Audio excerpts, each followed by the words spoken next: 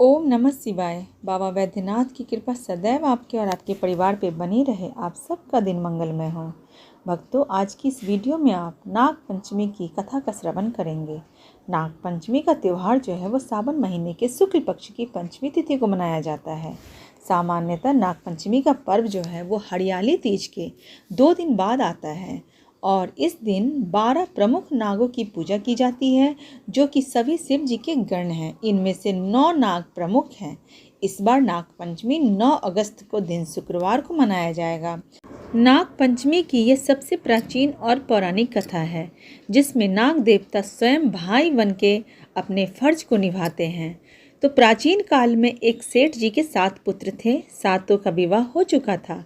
सबसे छोटे पुत्र की पत्नी श्रेष्ठ और चरित्र की विदुषी और सुशील थी, परंतु उसके भाई नहीं थे। एक दिन बड़ी बहू ने घर लीपने को पीली मिट्टी लाने के लिए सभी बहुओं के साथ चलने को कहा, तो सभी ने डलिया और खुरपी लेकर मिट्टी खोदने लगी। तभी वहाँ एक सर्प निकला, जिसे बड़ी बहू खुरपी से मारने लगी। यह देखकर छोटी बहू ने उसे रोकते हुए कहा, मत मारो, यह बेचारा निरपराध है, इसे मत मारो। यह सुनकर बड़ी बहू ने उसे नहीं मारा। तब सर्प एक ओर जा बैठा। तब छोटी बहू ने उससे कहा, हम अभी लौट कर आते हैं, तुम यहीं रहना, यहाँ से जाना मत। यह कहकर सभी मिट्टी लेकर घर चली गई। लेकिन वहाँ जाकर छोटी बहू काम काज में फंसकर जो बात सर्प को बोल के आई थी वादा करके, वो भूल गई। उसके दूसरे दिन जब यह बात उसे याद आई कि मैंने तो यह वहाँ गई नहीं, मैंने नाग देवता को बोला वहाँ रहने, लेकिन मैं वहाँ नहीं पहुँची, तो दूसरे दिन सबको साथ लेकर वहाँ पहुँची और सर्प को उस स्थान पर बैठा देखकर बोली, सर्प भैया नमस्कार, मुझे माफ़ कर दीजिए। सर्प ने कहा, तू भैया कह चुकी है, इसलिए मैं तुझे छोड़ देता हूँ, नहीं तो झूठी बात कहने के कारण तुझे मैं अभी डस लेता। वह बोली, भैया मुझसे भूल हो गई, उसकी क्षमा मांगती हूँ मैं। तब सर्प बोला, अच्छा, तू आज से मेरी बहन हुई और मैं तेरा भाई हुआ, तुझे जो मांगना है मांग लो। वह बोली, भैया मेरा कोई नहीं है, अच्छा हुआ जो तू मेरा भाई बन गया। कुछ दिन व्यतीत होने पर वह सर्प मनुष्य का रूप रखकर उसके घर आया और बोला कि मेरी बहन को भेज दो।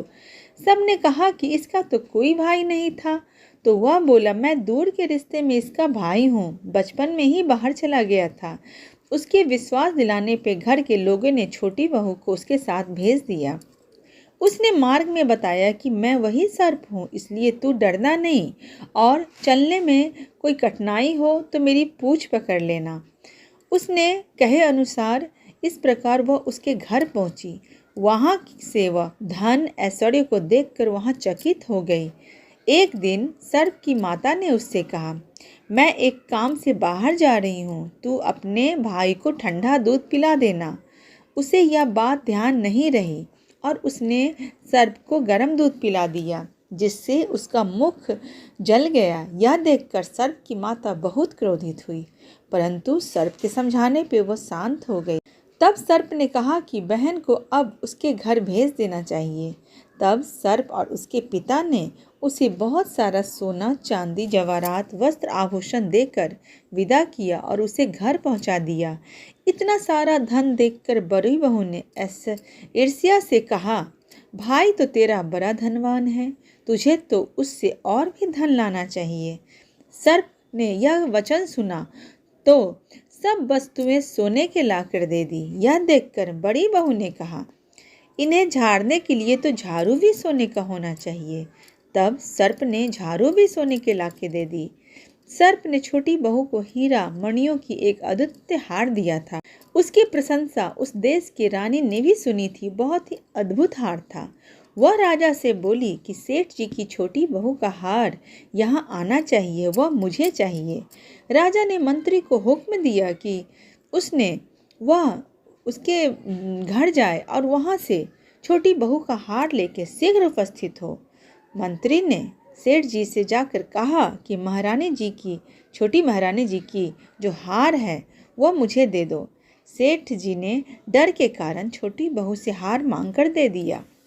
छोटी बहू को यह बात बहुत बुरी लगी। उसने अपने सर्प भाई को याद किया और आने पे प्रार्थना की कि भैया, रानी ने हार छीन लिया है। तुम कुछ ऐसा करो कि जब वह हार उसके गले में रहे तब तक वे सर्प बन जाए, और जब वह मुझे लौटा दे तब हीरो और मणियों का हो जाए। सर्प ने ठीक वैसा ही किया। जैसे ही रानी ने हार पहना वैसे ही वह सर्प बन गया, और यह देखकर रानी चीखने लगी, रोने लगी। यह देखकर राजा ने सेठ के पास खबर भेजी तो छोटी बहू को तुरंत भेजो।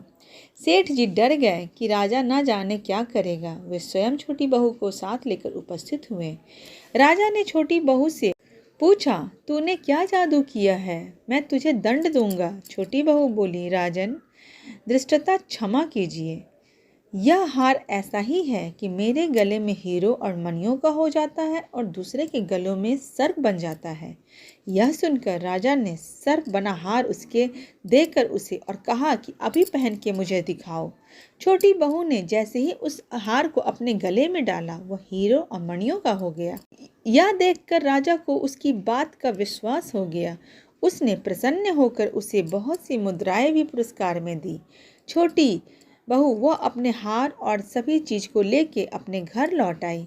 उसके धन को देखकर बड़ी बहू ने ईर्ष्या के कारण उसके पति को सिखाया कि छोटी बहू के पास कहीं से धन आया है। यह सुनकर उसके पति ने अपने पत्नी को बुलाकर कहा, ठीक ठीक बताओ, यह सब धन तुझे कौन देता है? तब वह सर्प को याद करने लगी, और उसी समय सर्प उपस्थित हुआ और कहने लगा, यदि मेरी धर्म बहन के आचरण पे संदेह प्रकट करेगा तो मैं उसे खा लूँगा। यह सुनकर छोटी बहू का पति बहुत प्रसन्न हुआ और उसने सर्प देवता से क्षमा मांगी और उनका बड़ा सत्कार किया। उसी दिन से नाग पंचमी का त्योहार मनाया जाता है। स्त्रियां सर्प को भाई मानकर पूजा करती हैं। इसकी और भी कथाएं प्रचलित हैं जो जरूर सुने। इसी तरह बाबा वैद्यनाथ आप सब पे अपनी कृपा बना के रखे। नाग पंचमी की आप सबको हार्दिक बधाई हो।